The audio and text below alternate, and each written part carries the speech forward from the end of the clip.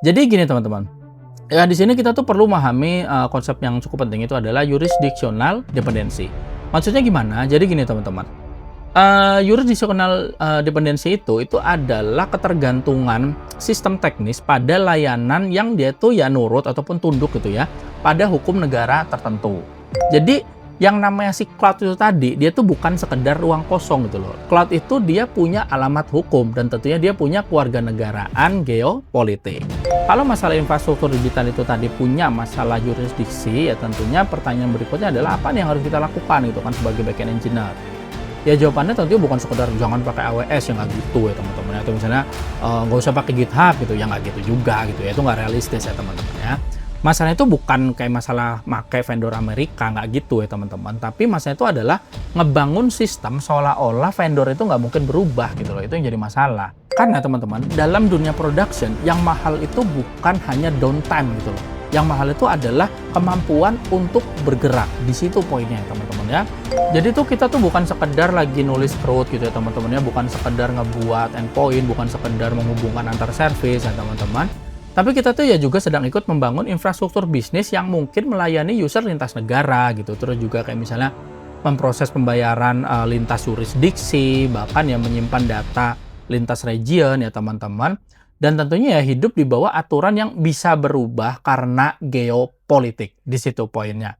Oke, jumpa lagi dengan saya Backend Magang, saya Amber, and keep the excitement to learn again newbie in town. Oke, jadi di video kali ini kita masih di salah satu series dari channel saya, itu adalah Realitas Teknologi. Dan di episode kali ini, saya tuh pengen ngajakin teman-teman buat ngobrolin kerja remote sebagai backend engineer di perusahaan Amerika.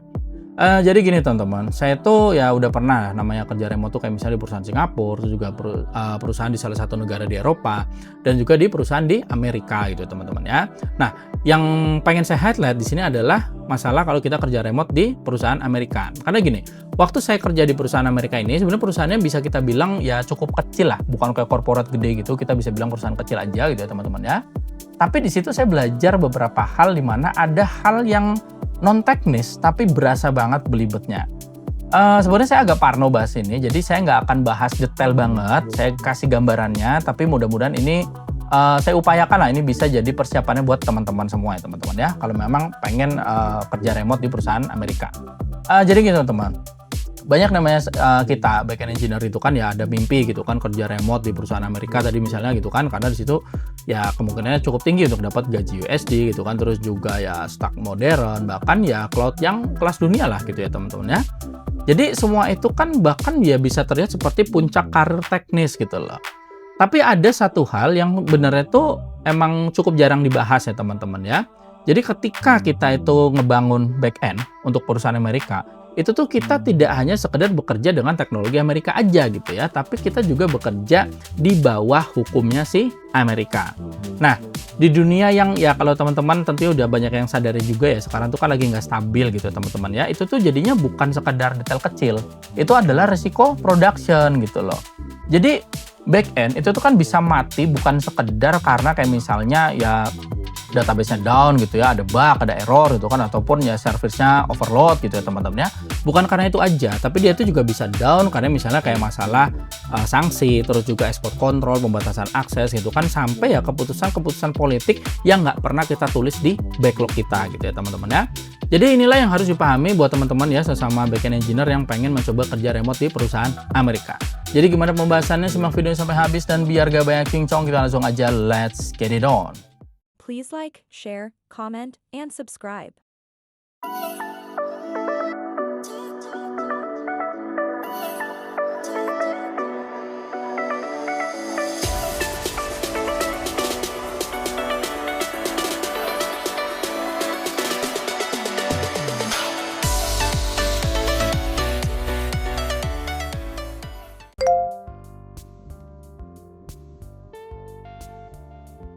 Oke, jadi yang pertama gini teman-teman, kita tuh sering ngedengar kalau misalnya lagi pembahasan tentang remote working itu yang dibahas kayak misalnya bahasa Inggris gitu ya, terus juga time zone, terus juga salary, terus juga komunikasi, sampai ya culture kerjanya gitu ya teman-teman ya.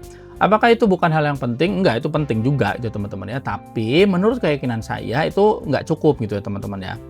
Karena gini teman-teman, ketika kita kerja remote, terutama di sini konteksnya untuk perusahaan Amerika, ya kita tuh tidak hanya sekedar masuk ke pasar kerja global gitu teman-teman ya, tapi kita juga masuk ke ekosistem hukum global. Jadi ya memang mungkin kita ngodingnya dari Indonesia ya teman-teman ya, tapi kan namanya repositorinya kita kayak misalnya kita pakai di GitHub gitu, terus juga kayak cloud-nya kita pakai AWS, GCP, Azure gitu ya. Terus juga payment kita pakai Stripe, terus juga email kita pakai Google Workspace gitu, terus juga deployment kita misalnya pakai GitHub Action. Terus kayak misalnya monitoringnya gitu kan itu pakai Datadog dan lain-lain ya teman-teman ya. Atau misalnya kita pakai AI service gitu ya. AI service kita itu kayak misalnya ya lewat OpenAI, terus juga lewat Anthropic ataupun ya provider-provider lain ya teman-teman. Nah, artinya apa? Artinya kan sistem yang kita bangun itu kan tidak hanya tersusun dari kode aja gitu loh. Dia tuh tersusun dari ya vendor juga gitu ya teman-teman ya. Ada kontrak, ada regulasi, terus juga ada negara itu sendiri dan ada yurisdiksi. Itu poin pentingnya ya teman-teman ya. Jadi gini teman-teman, ya di sini kita tuh perlu memahami konsep yang cukup penting itu adalah jurisdictional dependency. Maksudnya gimana? Jadi gini teman-teman, jurisdictional dependency itu adalah ketergantungan sistem teknis pada layanan yang dia tuh ya nurut ataupun tunduk gitu ya pada hukum negara tertentu. Jadi ini tuh bukan sekedar vendor dependensi ya teman-teman ya. Karena gini, kalau sekedar vendor dependensi itu kan berarti ya sistem kita itu sekedar terlalu bergantung pada satu provider secara teknis aja. Tapi kalau yang namanya si jurisdictional dependency itu tadi, berarti kan ya sistemnya kita itu terlalu bergantung pada provider yang dia itu berada di bawah kekuasaan hukum negara tertentu. Jadi gini teman-teman, untuk yang namanya ya perusahaan Amerika itu tadi gitu teman-teman ya, banyak banget infrastruktur digital itu yang secara utama dia tuh berada di bawah rezim hukumnya Amerika. Kayak misalnya gini ya teman-teman ya, kayak misalnya AWS gitu. AWS itu kan dia ya tunduk pada export compliance. Terus juga kayak GitHub dia tuh ya nurut sama threat control gitu ya. Terus juga kayak misalnya payment provider ya dia itu kan tentunya nurut sama sanction screeningnya gitu ya. Terus AI provider gitu ya, tentunya dia tuh ya nurut sama export rules. Terus juga kayak misalnya cloud gitu ya, cloud provider tuh kan tentunya dia tunduk pada regulasi negara tempat dia berdiri ya teman-teman. Jadi yang namanya si cloud itu tadi, dia tuh bukan sekedar ruang kosong gitu loh. Cloud itu dia punya alamat hukum dan tentunya dia punya kewarganegaraan geopolitik. Jadi gini teman-teman, ini tuh hal yang apa ya bisa dibilang cukup jarang disadari lah sama para backend engineer gitu teman-teman ya. Jadi banyak dari kita yang berpikir yang penting ya servicenya itu bisa scale gitu. Terus juga kayak misalnya latensinya itu yang penting rendah, database aman gitu kan. Terus juga misalnya deployment itu yang penting lancar gitu ya teman-teman ya. Tapi ya teman-teman, di atas semua itu tadi ya ada lapisan yang lebih tinggi lagi gitu loh. Kayak misalnya siapa nih yang boleh mengakses service ini, siapa nih yang boleh bayar, siapa nih yang boleh pakai API ini gitu. Terus juga misalnya negara mana nih yang boleh diaktifkan gitu kan, terus juga region mana yang boleh dilayanin, terus juga kayak misalnya tuh entitas mana nih yang dianggap beresiko gitu ya, sampai ya kapan misalnya provider itu wajib memblokir suatu akses karena ya masalah legal tuh, masalah hukum gitu ya teman-teman ya. Jadi ini bukan sekedar teori ya teman-teman, karena memang yang namanya perusahaan teknologi di Amerika itu kan bukan serta-merta dia itu lembaga netral di luar negara gitu ya teman-teman ya. Mereka tuh ya adalah perusahaan yang dia tuh harus mematuhi ya hukumnya si Amerika gitu ya. Dan ketika kayak misalnya hukumnya itu ya terjadi perubahan gitu kan ya, akses-akses teknis itu bisa banget ikut berubah. Di situ poinnya teman-teman ya. Jadi kalau teman-teman seorang back-end engineer gitu kan dan pengen ya kerja remote gitu ya, berkarir remote di perusahaan Amerika ya teman-teman tuh perlu mempertanyakan kepada diri teman-teman sendiri itu adalah apakah saya itu paham sistem ini berada di bawah hukum siapa. Nah, itu yang teman-teman perlu pertanyakan juga gitu ya. Karena gini teman-teman, sistem modern itu kan bukan hanya sekedar technical arsitektur gitu ya teman-teman ya. Dia tuh ya juga legal arsitektur, terus juga political arsitektur, terus juga ya economic arsitektur itu ada semua di situ gitu ya. Jadi kayak misalnya gini ya, kita sering ngegambar diagram backend itu kayak misalnya user masuk, request ke load balancer, terus API mana gitu kan, lewat API gateway gitu ya, terus juga masuk ke service mana gitu kan, terus ke database sampai akhirnya respon itu balik gitu ya. Tapi ya teman-teman, dalam konteks yang lagi saya bicarakan ini ya diagram itu tentunya jadinya kurang lengkap gitu loh. Kenapa? Karena di luar kotak-kotak teknis itu tadi ya tentunya ada kotak-kotak yang lebih besar lagi, yaitu adalah hukum Amerika, terus juga kayak misalnya sanksi internasional, export control, terus juga ya vendor policy, terus juga kayak misalnya billing, terus juga region availability juga gitu ya, sampai ya compliant ya teman-teman ya. Jadi kalau misalnya kotak besarnya itu berubah ya teman-teman ya, yang namanya kotak-kotak kecil teknis itu tadi yang kita gambar di gambaran arsitektur tadi ya, itu bisa jadi nggak relevan ya teman-teman ya. Nah, di sini kita perlu paham satu konsep yang namanya political blast radius. Ya, blast radius sendiri tentunya teman-teman udah banyak yang ngerti lah ya. Jadi kalau yang udah tahu ya udahlah ya gitu ya. Tapi kalau yang belum ngerti, blast radius itu kita pakai dalam engineering untuk menjelaskan seberapa luas dampak suatu kerusakan gitu ya ketika satu komponen itu gagal.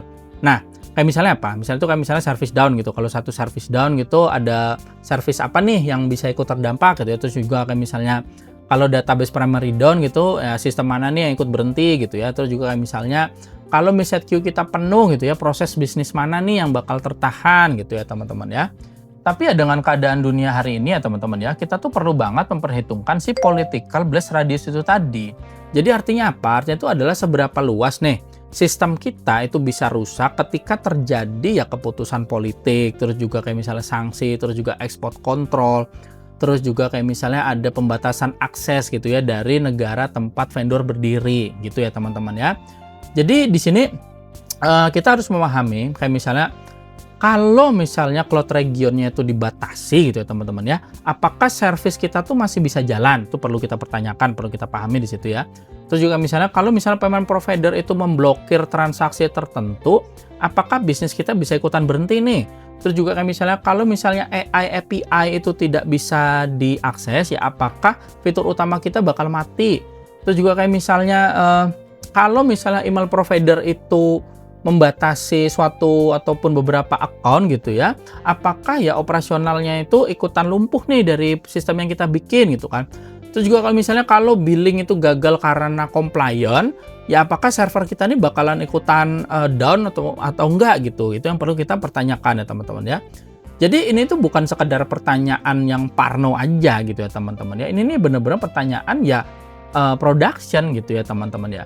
Jadi backend engineer yang dia itu matang itu tidak akan hanya sekedar bertanya bagaimana sistem ini berjalan hari ini gitu loh, bukan sekedar itu ya teman-teman ya. Tapi perlu juga mempertanyakan apa nih yang bisa membuat sistem ini nggak bisa berjalan di hari besok. Nah itu yang teman-teman perlu mulai persiapkan gitu ya teman-teman ya. Dan ya di dunia yang ya geopolitiknya lagi kayak gini ya teman-teman ya. Ya jawabannya itu kan tidak selalu teknis gitu loh. Itu yang jadi poin pentingnya itu kan. Karena jawabannya itu bisa aja politis, bisa aja jawabannya itu karena masalah legal itu kan juga misalnya jawabannya itu ya gampangnya itu berada di luar kode yang kita bikin gitu ya teman-teman ya. Jadi itulah realitas pertama yang teman-teman perlu sadari gitu ya karena kerja remote untuk company di Amerika gitu kan. Itu tuh bukan sekedar ya dapat ya gaji USD gitu ya teman-teman ya, tapi itu berarti kita ikut ngebangun sistem yang dia tuh hidup dalam yurisdiksinya Amerika. Di situ poinnya teman-teman ya. Dan kalau kita nggak memahami hal itu ya teman-teman ya itu mungkin kita sedang ngebangun suatu backend yang memang terlihat modern gitu ya, tapi ya dia tuh bisa rentan terhadap ya kekuatan-kekuatan yang nggak pernah kita deploy sama sekali. Di situ poinnya teman-teman ya.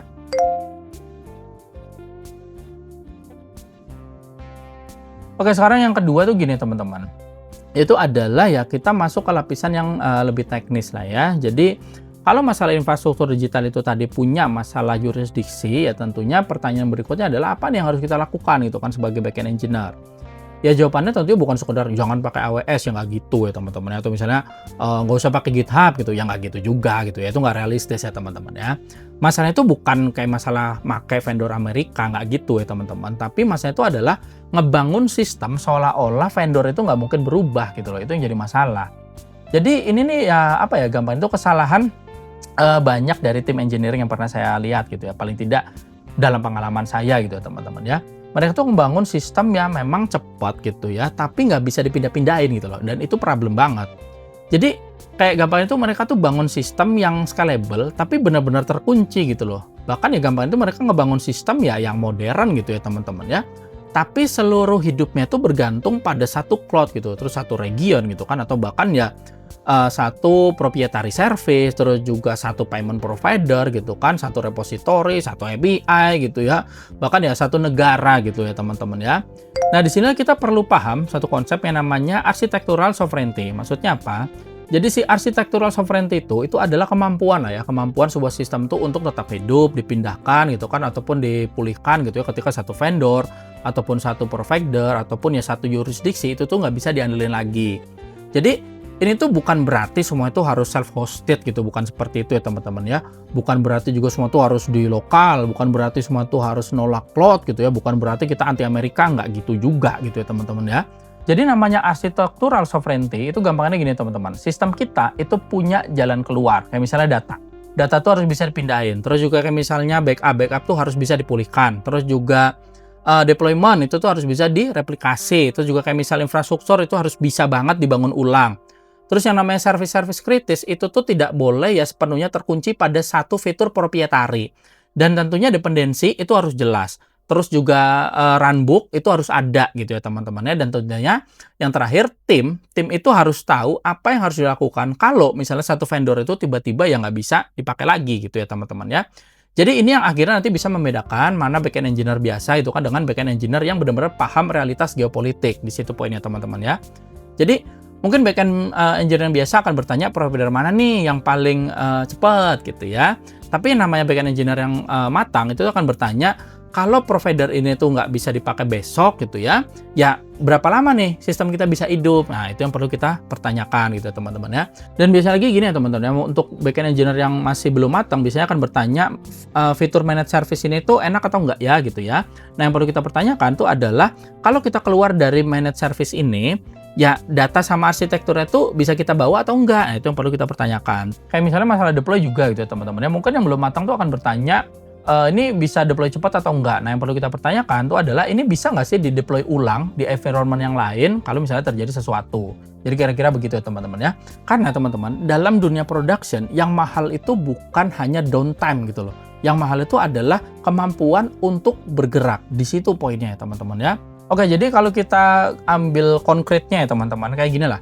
Ketika seluruh file kita ada di satu object storage, satu provider gitu ya, apakah kita punya mirror? Itu perlu kita persiapkan gitu. Itu juga misalnya kalau database kita memakai fitur proprietary terlalu dalam, apakah migrasi masih bisa realistis? Terus juga kayak misalnya kalau queue-nya kita itu cuma cocok dengan satu cloud, ya berarti kita perlu mempertanyakan apakah service masih bisa hidup di provider yang lain.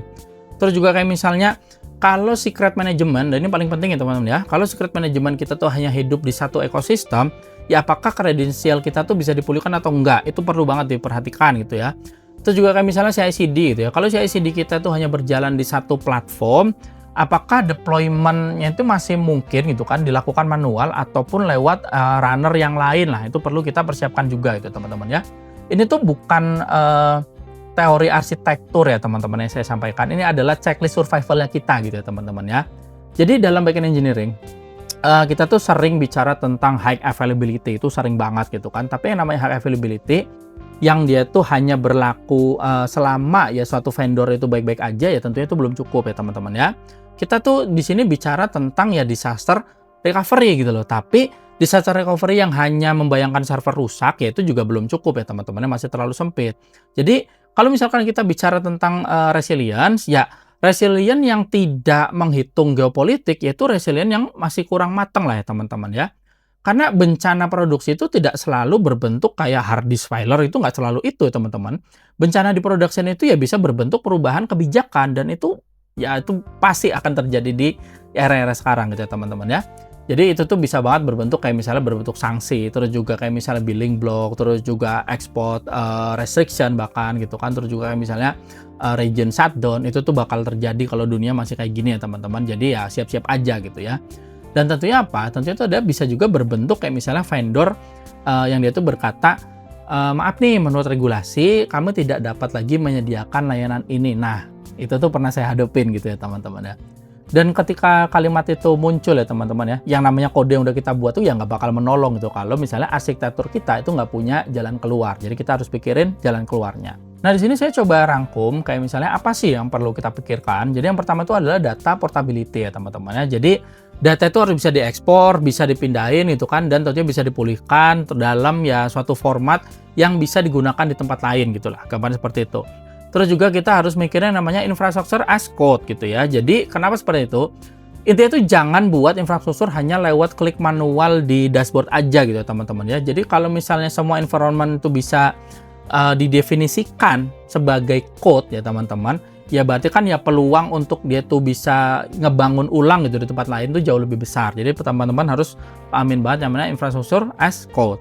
Terus juga kayak misalnya dependensi inventory itu juga perlu gitu loh. Jadi tim itu tuh harus tahu service apa aja yang bergantung pada vendor-vendor eksternal gitu loh. Kayak misalnya cloud, payment, email, terus juga authentication, AI, monitoring, storage, DNS, apalagi ya, queue gitu ya teman-teman ya. Semua itu benar-benar harus jelas gitu loh. Karena apa? Karena ya dependensi yang nggak terlihat itu adalah dependensi yang paling berbahaya. Di situ poinnya teman-teman ya.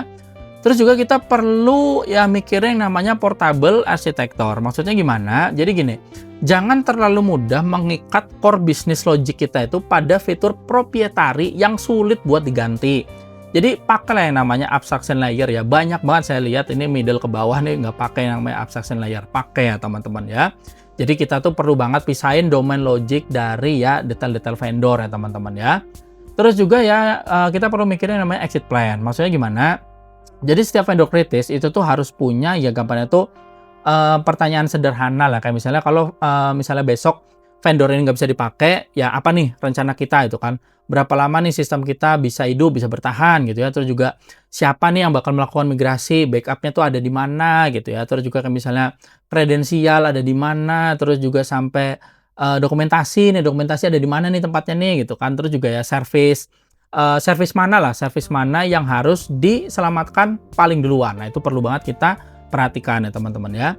Jadi itulah teman-teman ya yang kita bisa sebut sebagai inti dari architectural sovereignty. Jadi bukan saudara kayak misalnya mimpi untuk bisa ngebangun semua arsitektur sendiri, enggak seperti itu teman-teman ya. Tapi kemampuan untuk tidak mati hanya karena satu vendor ataupun ya misalnya satu negara ataupun ya satu keputusan politik itu berubah gitu ya teman-teman ya. Dan ini ya tentunya ya sangat penting gitu loh untuk backend engineer. Terutama kita nih dari Indonesia yang pengen kerja remote ke perusahaan di Amerika ya teman-teman ya. Karena semakin global pekerjaannya kita ya teman-teman ya. Ya semakin global juga resiko sistem yang kita bangun gitu ya teman-teman ya. Jadi tuh kita tuh bukan sekedar lagi nulis code gitu ya teman-teman ya. Bukan sekedar ngebuat endpoint, bukan sekedar menghubungkan antar service ya teman-teman.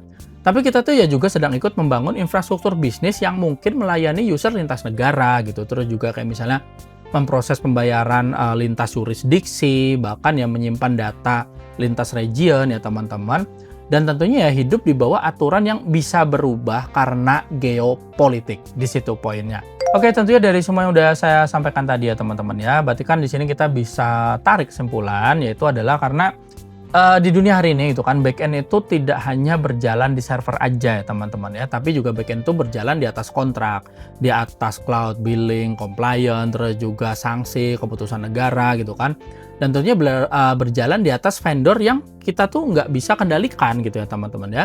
Dan itu berarti ya satu hal itu adalah ya backend engineer itu tidak cukup hanya memahami kayak masalah scalability gitu loh, nggak cukup hanya sekedar memahami performance database gitu ya ataupun ya clean arsitektur ya teman-teman ya. Backend engineer itu ya perlu juga ya memahami geopolitical resilience ya teman-teman ya. Kenapa seperti itu? Ya karena sistem yang cepat itu kan belum tentu selamat ya teman-teman ya. Terus juga kayak misalnya sistem yang modern itu belum tentu merdeka. Terus juga kayak misalnya sistem yang scalable itu belum tentu ya bisa dipindah-pindahin dengan mudah gitu ya teman-teman ya. Dan sistem yang dia tuh terlalu bergantung pada satu kekuasaan eksternal ya teman-teman ya, itu tuh bisa mati bukan karena dia tuh gagal secara teknis, tapi dia bisa banget ya down karena masalah geopolitik.